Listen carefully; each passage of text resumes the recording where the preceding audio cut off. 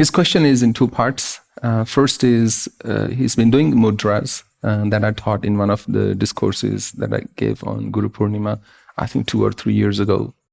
And as part of that, he's been doing mudras. When we do those mudras, they are one of the four core mudras and designed to invoke the energy of Divine Mother. So how to deploy that energy, or how to really manifest the form, because it's not like you're visualizing a form, how to use the energy from the mudras. And secondly, is it possible that rather than positive energy, you end up invoking negative energy? So with the mudras, just the mudras on their own are not enough. But if you're initiated in the lineage and you're just diligently practicing mudras, they can have tremendous influence and impact on your spiritual progress. The best thing is to keep accumulating that. And when the right moment comes, the manifestation in your consciousness happens. And that's the whole joy. Rather than visualizing a certain way, you could leave it to the universe to see which form it wishes to reveal to you. Although I'm using the word wish, that's a very human thing, not a universal thing. But you get the idea. The second question I find more important. That is, can you end up invoking negative energy as opposed to positive energy?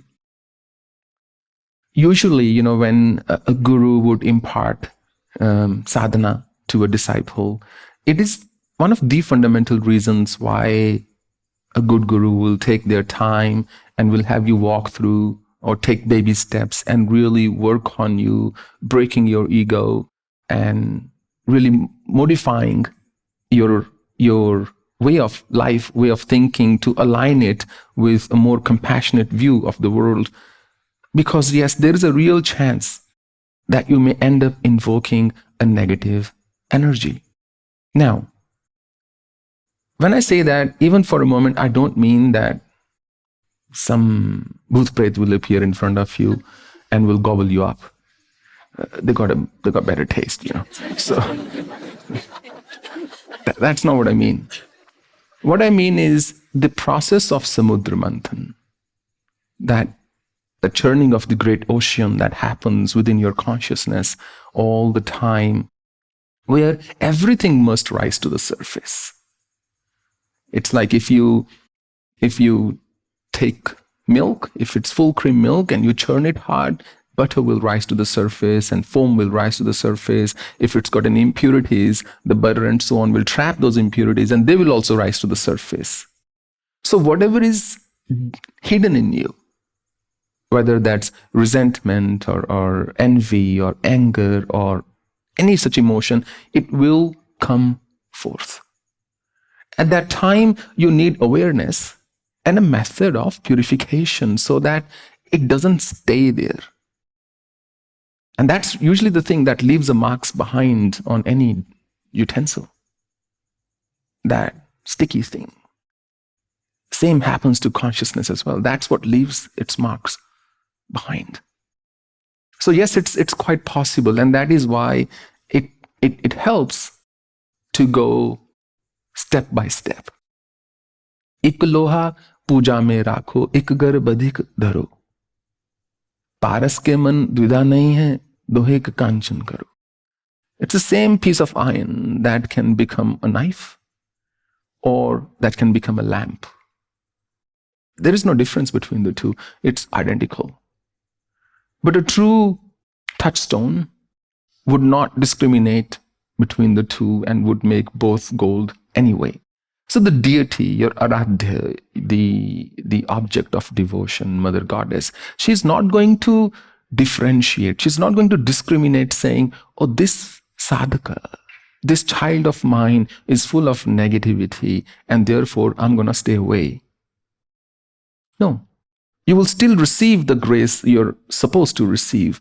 It's just that your own journey may be a bit more painful than you would like it to be. It may be subject to the the vicissitudes of human mind, the vagaries of time. Those things may be there.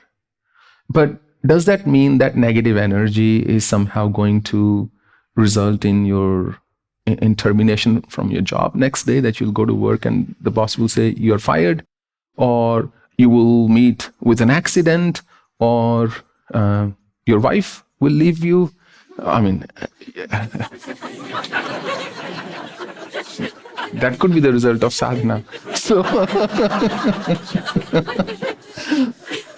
so does it mean those things? Of course not. And that's the superstition I absolutely want to take out from sadhana. Then it's not that it will lead to bad things in your life, because good things don't lead to bad outcomes eventually. You may be distracted, you may be illusioned about how far you are and things like that, or you may be disturbed because things you didn't know existed deep inside your consciousness are rising to the fore and they are disturbing you. Those things are quite, they represent a distinct possibility, but beyond that, you're safe. Beyond that, it's not a problem.